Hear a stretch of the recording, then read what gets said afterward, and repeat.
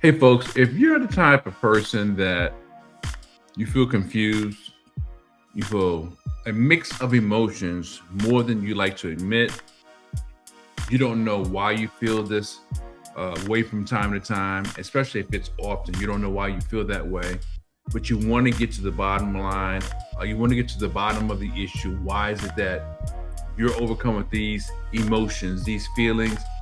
Well, I like to say that this episode is for you because you're going to gain something. So grab a pen, grab a paper. I want to share a few things with you that hopefully you can take away with you and that will be of great benefit to you.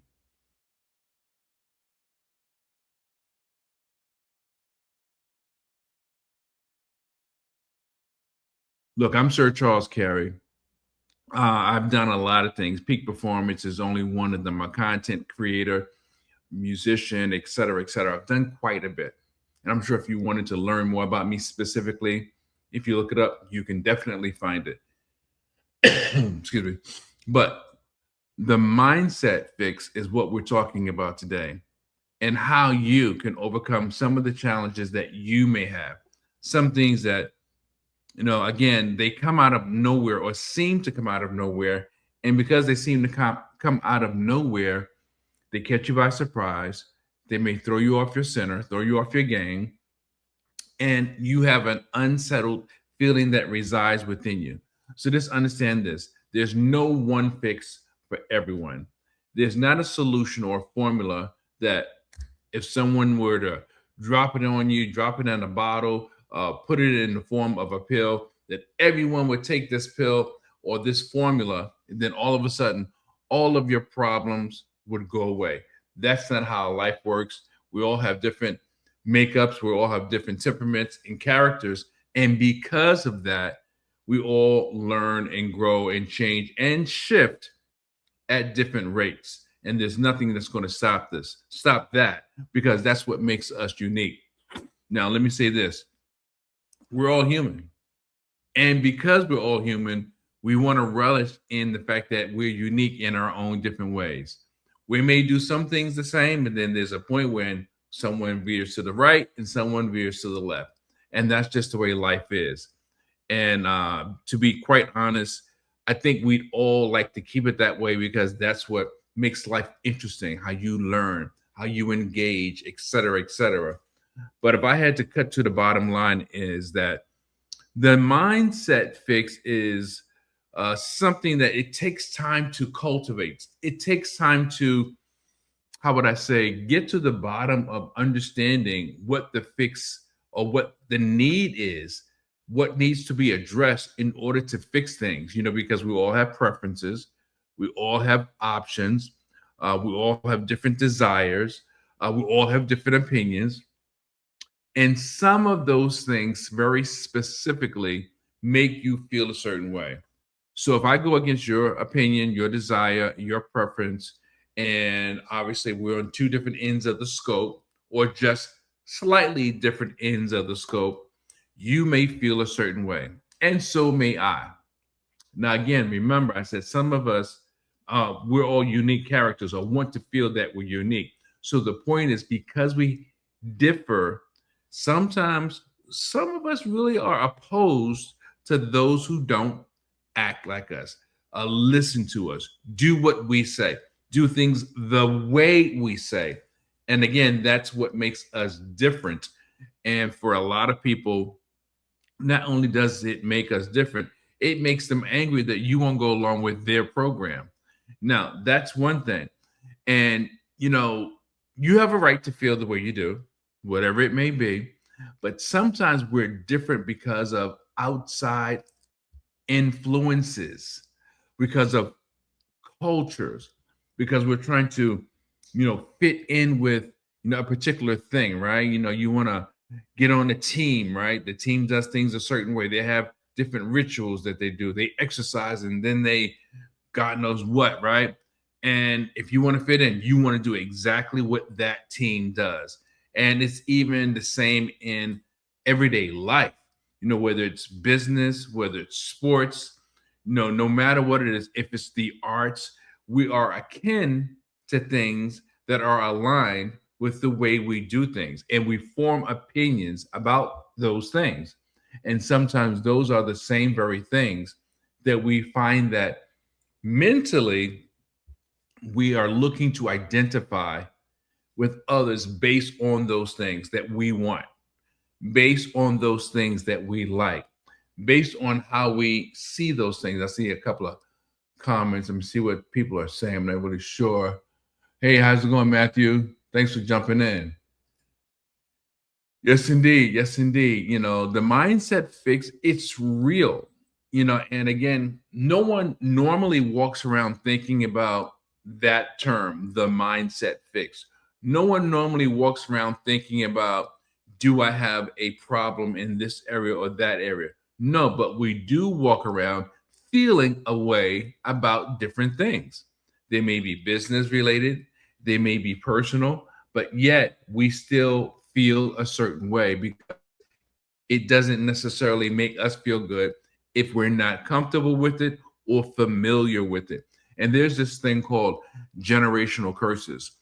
So again, if you remember, I said sometimes we do things because of culture. Culture is also family oriented. Family is a culture. The family has a way of doing things. If your family has been known to do things a certain way, 9 times out of 10 you've heard about it, whatever it is: cooking, sewing, work ethic or lack of work ethic, right? So if there are things that your family is known for or known for doing, a lot of times that trickles down, the good things as well as the bad things. Now, we all talk about the bad things because, depending on your community where you come from, they call it, again, generational curses, or how would I say, this habits is what it really is at the end of any day. And certain habits make us feel away because we're used to, again, comfort. If I had to move you out of your comfort zone, then you would not like that. That means you have to start learning things differently. You have to start looking at things differently. That's why in business, I talk about the fact that you have to learn to look at things differently. Literally, I say that actual phrase, and I show them a picture of the Amazon logo, and I ask people, what do you see? And you see the A, there's an arrow underneath that goes to the end. And in my humble opinion, that means that Amazon has everything from A to Z. This episode is sponsored by our upcoming webinar, 5 Reasons Your Dreams Never See the Light of Day. It's a Truality Enterprise Ventures, and we want you to get the information and the insight you really need. Look for the link in the description. We have the whole scope of everything that we want. We go to Amazon and we buy. We go to Amazon and we look. But that arrow, it's also resembles a smile. So I add a little extra to it. I say that, not only do they have everything we need, but they're smiling in the process as they're taking our coin, right? So you have to learn to look at things differently, to understand the deeper meaning, and to maybe get a deeper understanding of it. So also when it comes to culture or being a product of your environment, and generational curses, it's all kind of hand in hand. Because if you are the type of person, you do exactly what you say. I'll now give you a good example. If you do exactly what you've been told, how long does that last? Right? Now, Maya Angelou says, when you know better, you do better. So let's think about it. You grew up as a kid, you're raised by your family to do things a certain way, ethics, whatever, work ethic, cooking, on and on and on, the list of things that you learned as a child. How many of those things spill into your adulthood? Probably a lot. However, as an adult, when you become an adult, when you learn, or if you learn that some of those things are not good for you, or some of those things are not true, do you keep doing them? You see, it's a mindset thing. We are creatures of habit. And habitually, we get so used to doing things, we don't realize sometimes that we no longer have to adhere to the things we were told. when we were young, when we were little, and as we grew up. Because as you grow up, you learn things differently. And if you learn that something no longer works for you, why are you still doing it? Right? I had a coach that was talking about how the little boy was watching the old man fish, and he would catch big fish and little fish, right? You get it? He would say the little boy would see the old man catch big fish and little fish, and he would keep the little fish, but he would throw the big fish back time and time again. So the little boy watched the old man continuously throw the big fish back in the pond or the river, whatever it was. And finally, the little boy went over to the old man and said, "Mister, why do you keep throwing the big fish back? Those are some whoppers," right? So the old man looks at the little boy, and he goes in his bag and he pulls out the frying pan, and he's got the little bitty frying pan. And he said, "Because the fish is too big." Now, I know most of us, or many of us, we would cut that sucker up and make sure we keep those big fish. But because his mindset is set or adjusted on, this is what I have, and this is what I need to go with this small frying pan, he only selected to keep the little fish. See, so, and if you never heard that story, I know there's so many people that tell it so much more eloquently than I have, but I'm just trying to make a point. Now, the example, and that was an example, but here's another example. My mother told me when I was younger, don't drink before you finish your food, because if you drink, you're going to fill up and you won't finish your food. Now, do you know that to this very day, I prefer to drink once I have completed my meal? And that was God knows how many decades ago that she told me that. And I have, siblings and other family members that say, "Hey, you want to try this drink?" Like while we're at dinner, if we go out to a restaurant, and I'll say, "No, no." And kidding around, I say, "No, no. Mom said I shouldn't eat. I shouldn't drink until I finish my food."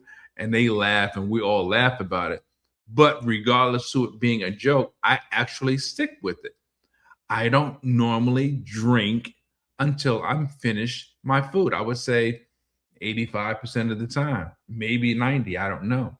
But again, the mindset is once you know better, as Maya Angelou says, you can do better. And she also says, believe people the first time, not believe the same incident or set of occurrences over and over again.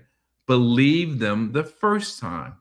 Why? Because that's who they really are. That's how they normally really truly feel, especially if you've had an occurrence with someone and they say, "I'm sorry," but you've had the same incident with that person or a person like that time and time again. So, let's look at some possible solutions, because I know that the world is in upheaval. I know that it's a very dysfunctional time for us in this era that we're in because of various things, the way the government is run, et cetera, right? So that also will throw you off your center. And why it throws you off your center is because you may be concerned about your future. You may be concerned about your children. You may be concerned about your job. You're concerned about your finances. It just does not feel when negativity constantly is bombarding your mind, and you have no wins.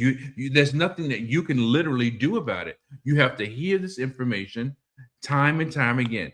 News at 4, 5, 6, 11, et cetera, on almost every network. So it can be overwhelming. So what can you do? Well, back in the old days, I'm talking about when I was growing up, there was this thing called the golden rule. And it's everyone can't do it because everyone again responds differently. Our learning curve is different. Our tolerance level is different. But they say, and you can write this down, treat people the way you want to be treated. Now, you can best believe in a lot of cases, people are not going to treat you the way they want to be treated. They're going to treat you the way they feel like treating you. But you have to let them know in the beginning. This is why I mentioned Maya Angelou, whether you're going to accept it or not. But number one solution, in my opinion, treat people the way you want to be treated. Because if you do, and when you do, you have put the ground rules down. You put the stake in the ground and you let it be known. You will or will not accept a certain type of behavior. And most people can appreciate that because you're being upfront and they know what they're dealing with. And I think you will learn a great deal about other people if you can follow the old school golden rule. Now, number two, and I really don't have a whole bunch of them, just a few things I wanted to go over.